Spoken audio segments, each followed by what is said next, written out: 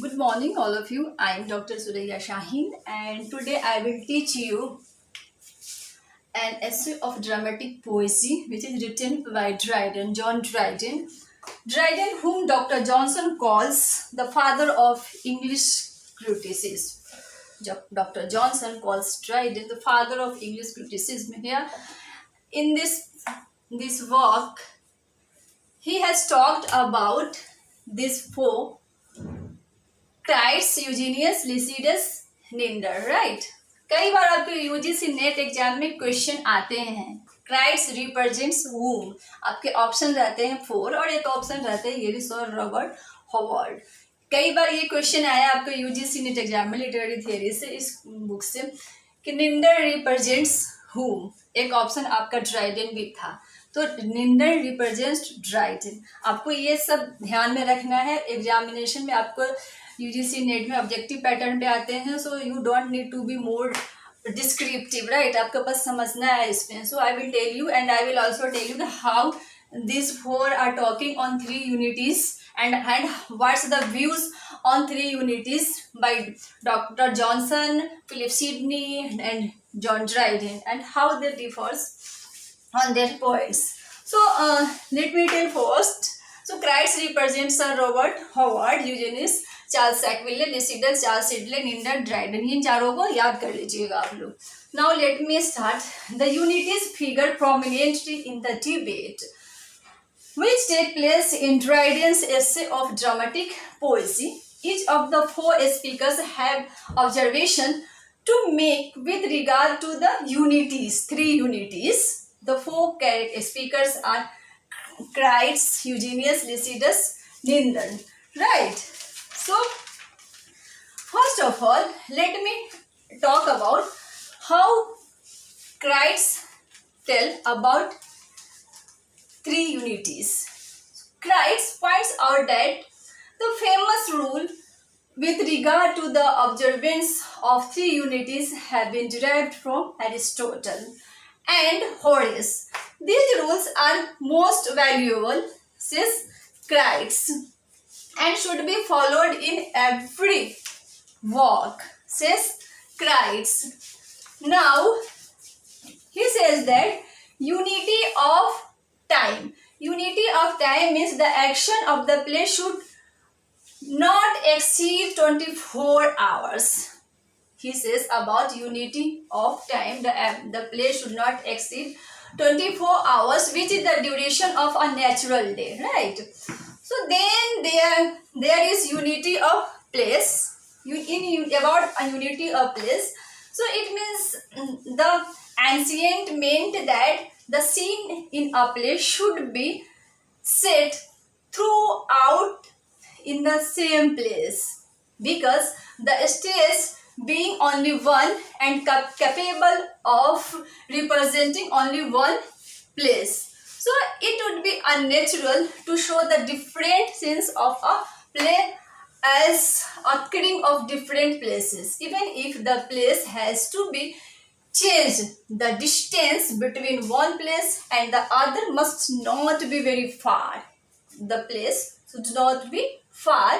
In this respect, Crites says the French dramatists of the present age deserve praise because they have strictly observed the unity of place in their drama. Now comes unity of action. The third unity is unity of action. The third unity, so according to this unity, a dramatist should aim at one great and complete action, while all the things in the play, even the very obstacles, should promote that action.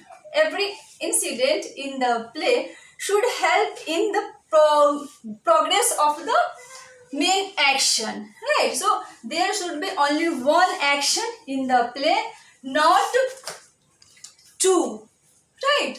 Because the actions actually pushed toward by the dramatist would destroy the unity of the play, right? So a play may contain several subsidiancy, right? And what happens?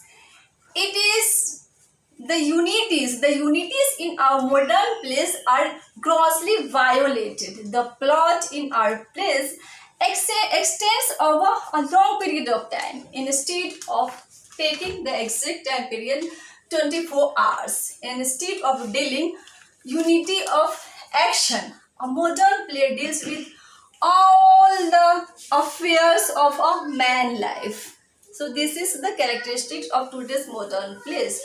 So Eugenius, speaking in defense of modern play, makes the allegation that ancients had not fully observed the three unities of time, place, and action. Right? So neither Aristotle nor Horace mentioned the unity of place.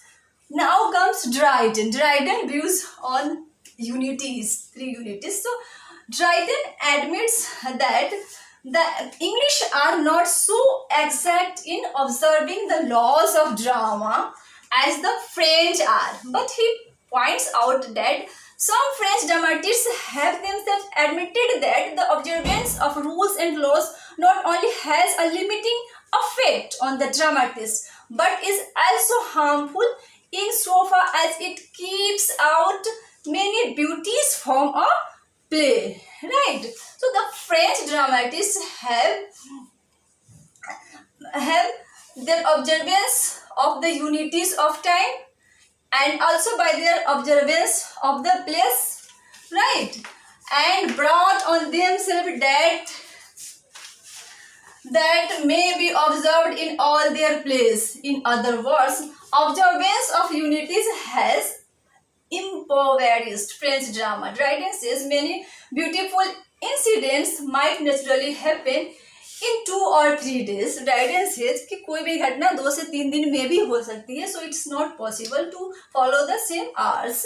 So which can't take place with any probability during the short time of the limited period. What the ancient says, that is 24 hours. So many times the French dramatists have to face a greater inconvenience because they have to keep their scenes unbroken and they have yet to change the place. For instance, in Corneille's play, The Amorous Gallant, the play begins in the street, but then the scene shifts to the window, then to the young lady's closet, then to a house, and in this ridiculous manner, the action of the place proceeds the stage, being never empty all the while. So thus it seems that the street, the window, the house, and the closet are being made to walk about and the characters to stand still. Now I talk about Sidney's views on three unities, how his views differ. So it would be interesting here to talk his three unities. What he talks in Apology for Poetry. So he says the first mention of the unities in England is to be found more than a dozen years later in the Defense of Poesy, and it can't be doubted that Sidney derived them directly from the Italian critic Castelvetto. Sidney finds fault with plays which violate the unities of place and time. He says that the stage should always represent one place, and he says further that both by Aristotle's precept and common sense, the maximum time taken by the action of a play should be involved. Sidney complains that the drama being written in his time violate both. That is what violate both the unities, because in some plays we have Asia on the stage at one moment and Africa at another. Who says? Philip Sidney says. So Sidney admits that in Terence play Enoch, the action occupies 2 days instead of one. Thus Sidney adopts the ancient classical rules of the observance of three unities, even though in some causes the ancients themselves failed to observe the unities strictly. Now, Dr. Johnson's views on three unities. Dr. Johnson, in his preface to Shakespeare, asserts that the violation of the three unities by Shakespeare is not a defect. In Dr. Johnson's opinion, Shakespeare has largely preserved the unity of action but has neglected the unities of time and place. Dr. Johnson's view is that the audience in a theater always be made to believe that to whatever is being presented on the stage is true, right? So the audience never really forgets itself. The audience know that they are in a London theater, but the illusion of Alexandria and Rome can be produced in their mind. So what Dr. Johnson actually wants to tell that he approved of only one unity, the unity of action. According to him, only unity of action is required to make the plot complete. He finds unities of time and place unnecessary and highly undesirable. The stage in a play is an imaginary platform. That is Dr. Johnson. He says the stage in a play is only an imaginary platform means के audience को बस एक imagination के through उनको imagine क्या कराया जाता है कि आप यहाँ पे हो, आप वहाँ पे हो, right? So that's why his views differ from Philip Sidney. Thanks for today. We'll meet in the next class.